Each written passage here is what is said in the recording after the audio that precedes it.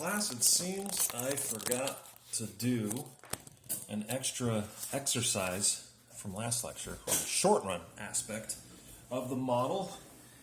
And remember, in the short run, the big differentiating factor here is that prices are sticky. So that's even worth writing down in your notebook. So for the short run, you got to remember one big characteristic is that prices are sticky. Okay?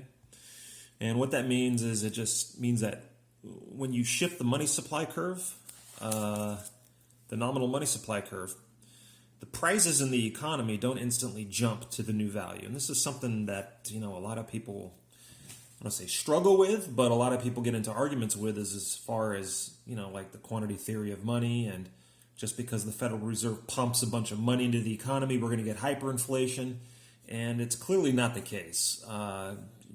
We've had tons of money injected into the system, and prices have struggled to keep up. Okay, so it's not just a monetary phenomenon here. But let me get off my soapbox there for a minute to concentrate on this exercise. So the idea is, in the short run, when you change the money supply, it actually has real effects. Okay, because if you were to just increase the money supply and prices jumped at the same time, then there would be no change here. Right? Because the numerator and the denominator would increase by the same proportion. So, difference between the short run and the long run, prices are sticky in the short run. And it takes a little while to get prices to start going. Okay? So, this exercise we did concentrated mostly on changing the U.S. money supply. But now, what happens to our model if Europe changes its money supply and the U.S. doesn't? So, let's try that exercise now. So let's start with our graph. And again, let me adjust my chair here so my handwriting isn't completely atrocious. So let's start with our graph. And remember, this is how we draw these things, is that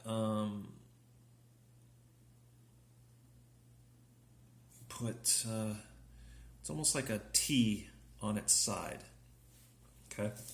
And let's make sure we label it correctly. This up here is the exchange rate. And again, this is dollars per euros. This is the, I think it's the supply of money. Or it's the rate of return. I'm thinking of the other graph. Supply of money is down here. This is the rate of return. Let's call it dollars, and also euros as a function of the dollar. Okay, so both of those returns there. And here, let's go ahead and put the money supply. So it'll just be MS over P. Okay, and we've got our return curve here. So this is the expected return to euros based on dollars, right? And then this curve here will just be our liquidity demand curve, or our money demand curve, okay? And then once we pick a specific, let's say, US money supply, let's call this MS over P, MS1 over P, because again, this is the short run. P is just a constant. Once we have that, we've got our rate of return here in terms for dollars. All right, that's return on dollars. And we're going to extend this up into our expected return or interest parity condition there. And this gives us our exchange rate, equilibrium, E1.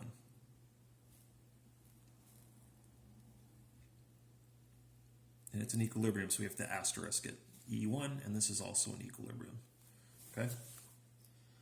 Okay, now, it might not hurt to actually add another graph to this and call it the European money market. Your textbook doesn't do this, but it might be worth looking into doing it to help ease your analysis here. So this is going to be ms over p, and this is, we can call it also ms over p here. And that's 1. And then this is the European liquidity demand curve. And where they intersect, it's R star. But it's R star in euros. That's the euro deposit return. Okay? So now, what happens if the European Union increases their money supply? So what happens if the European money supply increases to here?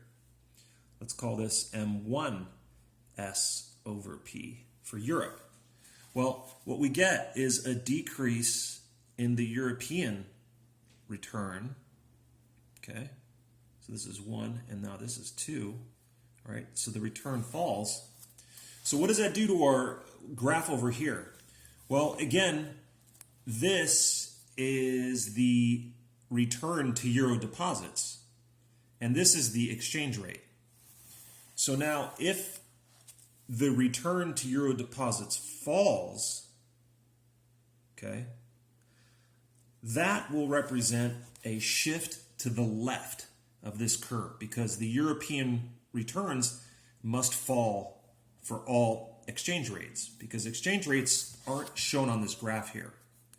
So if something changes here, it has to change for all the values there, and that's just going to shift this curve to the left. Okay? So, in other words, the expected return to euros, in terms of dollars, has gone from 1 down to 2. So this curve shifts to the left. Okay? So all the returns will now fall. So at this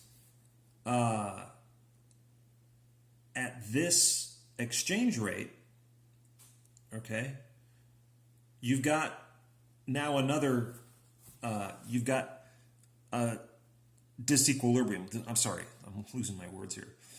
This economy is not in a disequilibrium. So what we've got is the exchange rate is going to now fall down to here, E star 2. Okay? So this is the other side of the model, where now we're looking at what occurs in the European money market. So if Europe increases their money supply, what we get is a decrease in the exchange rate. So let's write that as a conclusion. European money supply increases. That leads to a decrease in the return to euro deposits, which then leads to a leftward shift or left hand shift of, let's call it the expected return on euros in terms of dollars curve. Okay? And now at the old exchange rate, this, so you can kind of go back up here if you want to talk it through. At the old exchange rate, this is the new return to euros in the form of dollars. Okay? So as you can see here, there's definitely a decrease in the return to putting your money in European assets, okay, at this exchange rate. So what are traders going to do? They're going to sell their euros and try to buy dollars in order to put their money into dollar-denominated assets, because the interest rate is much higher. So as that occurs, okay, the exchange rate begins to fall, okay? So we can say that now at E star 1,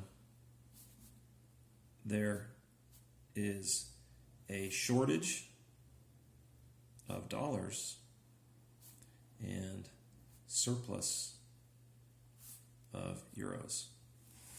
And what does that do? Like I said, this will drive the exchange rate down. So again, don't forget, the exchange rate is dollars per euros.